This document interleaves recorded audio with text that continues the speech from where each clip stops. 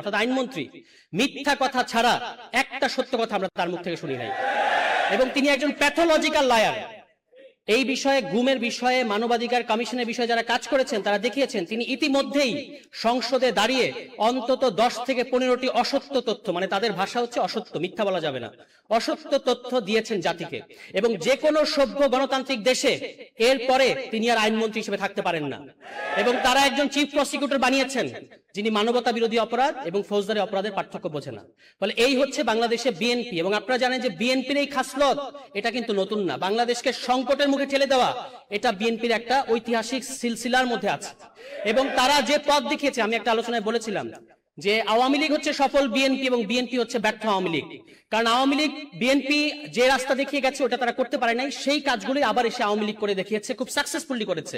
কিন্তু বিএনপি নিজের দেখানো রাস্তায় নিজে গিয়ে খাদের মধ্যে পড়েছে। আজকে আপনি পত্রিকা নিউজ দেখবেন যে এখন যে নতুন প্রধানমন্ত্রী বাসভবন হচ্ছে, সেখানে বাংকার করা হচ্ছে, সেখানে টানেল করা হচ্ছে। আপনি কোথায় যেতে চান?